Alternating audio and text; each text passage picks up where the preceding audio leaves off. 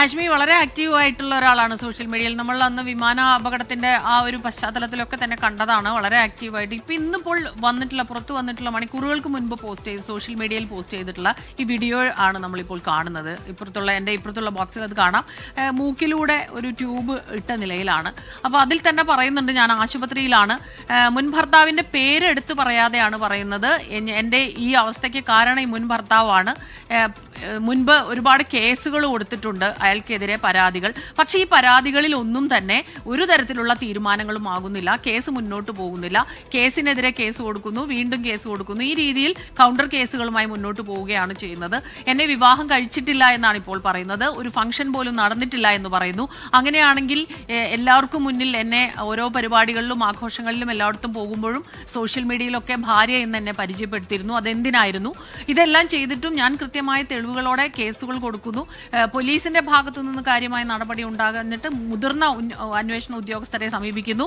അവിടെ നിന്ന് ഒരു തവണ മാത്രമാണ് ഒരു കേസ് പരാതി എടുത്തു എന്നുള്ള രീതിയിൽ വന്നിട്ടുള്ളത്. പിന്നീട് മുഖ്യമന്ത്രിക്ക് ഇത്തരത്തിൽ പരാതി കൊടുക്കുന്നു. ഇതിലൊന്നും ഒരു നടപടിയാകുന്നില്ല. ഇത്രയും ദിവസങ്ങളാകുന്നു. തനിക്കെതിരെ ഭീഷണി ഉണ്ടായിരുന്നു, പലവട്ടം ഭീഷണി, അപമാനിക്കൽ, ഈ രീതിയിലെല്ലാം വന്നിട്ടുണ്ട്. തനിക്ക് എന്തെങ്കിലും സംഭവിച്ചാൽ തൻ്റെ മുൻ ഭർത്താവും കുടുംബവുമാണ് ഇതിന് ഉത്തരവാദികൾ എന്നാണ് ഇതിൽ പറയുന്നത്. ഒരു 8-8.5 മിനിറ്റ് നീണ്ട ഒരു വീഡിയോ ആണിത്. ഈ വീഡിയോയിൽ ഒരുപാട് കാര്യങ്ങൾ എലിസബത്ത് ഉദയൻ പറയുന്നുണ്ട്. ആ പറയുന്നതിലെല്ലാം നമുക്ക് മനസ്സിലാവുന്ന ഒരു കാര്യം, ഒരു സ്ത്രീ എന്ന നിലയിൽ പല തരത്തിലും കണ്ടിട്ടുള്ളതാണ്. സ്ത്രീകൾക്കാണ് നീതി ഉറപ്പാക്കുക എന്ന് നമ്മൾ പറയുന്നു നമ്മുടെ രാജ്യത്ത്. പക്ഷേ ഒരു സ്ത്രീ എന്ന നിലയിൽ എൻ്റെ കാര്യത്തിൽ എന്തുകൊണ്ടാണ് അത് സംഭവിക്കാത്തത്? എനിക്കിതുവരെ നീതി ലഭിച്ചിട്ടില്ല. എൻ്റെ പരാതിയിൽ കൃത്യമായ അന്വേഷണം പോലും നടക്കുന്നില്ല. ഞാൻ വീണ്ടും വീണ്ടും കോടതിയിൽ കയറേണ്ടി വരുന്നു. എൻ്റെ വീട്ടിൽ ഒരു പ്രാവശ്യം അതിനെക്കുറിച്ചൊരു ഈ നേരത്തെ കൊടുത്ത കേസിൽ ഒരു അന്വേഷണം വന്നിരുന്നു. അതല്ലാതെ മറ്റൊന്നും അതിനെക്കുറിച്ച് ഞാൻ ഇതുവരെ കേട്ടിട്ടില്ല. അപ്പോൾ എന്തുകൊണ്ടാണ് ഇത് സംഭവിക്കുന്നത്? ഞാൻ ആശുപത്രിയിൽ കിടക്കയിലാണ് ഇപ്പോൾ. അത് നിങ്ങൾക്ക് പരിശോധിക്കാം, ഇവിടുത്തെ റെക്കോർഡ്സ് പരിശോധിക്കാം. ആശുപത്രിയിൽ ചികിത്സയിലാണ് ഞാനുള്ളത്. എനിക്ക് എന്തെങ്കിലും സംഭവിച്ചാൽ അതിൻ്റെ ഉത്തരവാദി മുൻ ഭർത്താവാണ്, അവരുടെ കുടുംബമാണ് എന്ന് വീണ്ടും പറയുകയാണ്. എലിസബത്ത് ഉദയൻ്റെ ഈ ദൃശ്യങ്ങൾ നമുക്ക് കാണാം.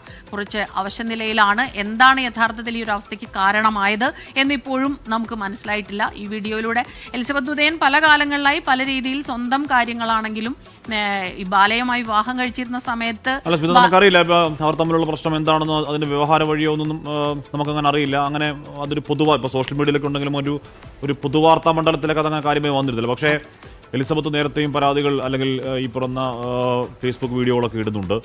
അമൃത കരഞ്ഞുകൊണ്ടുള്ള ഒരു യൂട്യൂബ് വീഡിയോയും അവരുടെ മകൾക്കടക്കം നേരിടേണ്ടി വരുന്ന ദുരവസ്ഥയെപ്പറ്റി ഒക്കെ പറഞ്ഞുകൊണ്ട് ഇട്ടിരുന്നു. അപ്പോൾ ഇതിലുള്ള പ്രശ്നങ്ങളുടെ ആഴം, അവർ തമ്മിലുള്ള ഇക്വേഷൻ എങ്ങനെയാണോ എന്നൊന്നും നമുക്ക് അറിയേണ്ട കാര്യമില്ല. പക്ഷെ ഒരു പ്രശ്നം ഇവിടെയുണ്ട്. ഇതൊക്കെ കാണിച്ച് പരാതി കൊടുത്തിട്ട് അതിൽ നടപടി ഉണ്ടാവുന്നില്ല എന്ന് പറയുന്നത് അതൊരു കൺസേൺ ആണ്. അതെ, അത് മാത്രമല്ല പരസ്യമായി വീഡിയോകൾ നമ്മൾ ഇതിനു മുൻപ് കണ്ടിട്ടുള്ളത് ഇപ്പൊ കഴിഞ്ഞ കുറച്ച് കാലങ്ങളായി നമ്മുടെ ഒരു ശ്രദ്ധയിൽപ്പെട്ടിട്ടില്ല ബാല ആ രീതിയിൽ എന്തെങ്കിലും പറഞ്ഞ് ഇടുന്നത്. പക്ഷേ ഇതിനു മുൻപ് നമ്മൾ കണ്ടിട്ടുള്ളതാണ്. പലതരത്തിലായിട്ട് ഒരുപാട് അപമാനിക്കുന്ന രീതിയിലൊക്കെ തന്നെ പോസ്റ്റുകൾ ഉണ്ടായിരുന്നതാണ്. അപ്പോൾ അത്തരത്തിൽ ഒരു പരാതി എത്തിയിട്ടുണ്ടെങ്കിൽ എന്തുകൊണ്ട് ആ പരാതിയുടെ ഇപ്പോഴത്തെ അവസ്ഥ എന്താണ് അത് അറിയേണ്ടതുണ്ട്. കാരണം ഒരു സ്ത്രീ ഈ ഒരു അവസ്ഥയിൽ അങ്ങനെ ഒരു പരാതി പരിഹരിക്കപ്പെടുന്നില്ല. പിന്നെ കോടീശ്വരനായ ഒരാൾക്ക് പൈസയില്ല, സാമ്പത്തികമായി യാതൊരു നിവൃത്തിയില്ല എന്നുള്ള രീതിയിലൊക്കെ വരുന്നു എന്ന് പറയുമ്പോൾ അത് തീർച്ചയായിട്ടും പരിശോധിക്കപ്പെടേണ്ടതാണ്. ഈ പരാതി എവിടെ എത്തി നിൽക്കുന്നു? അതിൽ അന്വേഷണം ഉണ്ടായിട്ടില്ലെങ്കിൽ അതെന്തുകൊണ്ട്? ഇങ്ങനെ കുറേ ചോദ്യങ്ങൾ ഉയരുന്നുണ്ട്. കാരണം എലിസബത്ത് ഉദയൻ എന്നുള്ളൊരു വ്യക്തി സോഷ്യൽ മീഡിയയിൽ വളരെ ആക്റ്റീവാണ്. PG വിദ്യാർത്ഥിനിയാണ് എന്നാണ് ഞാൻ മനസ്സിലാക്കുന്നത്. ആ കോഴ്സ് കഴിഞ്ഞ് അവിടെ പ്രാക്ടീസ് ചെയ്യുകയാണോ അത് കൃത്യമായി അറിയില്ല. എന്തു തന്നെ ആയാലും ഇത്തരം പ്രശ്നങ്ങൾ പറയുമ്പോൾ മുഖ്യമന്ത്രിയുടെ ശ്രദ്ധയിൽ വരെ പെടുത്തിയിട്ടുണ്ടെങ്കിൽ എന്തുകൊണ്ട് അതിൽ അന്വേഷണം നടത്തിയിട്ടുണ്ടെങ്കിൽ അതിൻ്റെ അവസ്ഥ ഇപ്പോഴെന്താണ്? എന്താണ് എലിസബത്ത് ഉദയൻ്റെ ഇപ്പോഴത്തെ ഒരു അവസ്ഥയ്ക്ക് കാരണം? ഇതെല്ലാം തന്നെ പരിശോധിക്കപ്പെടേണ്ടതാണ്. ഓക്കെ സ്മിത.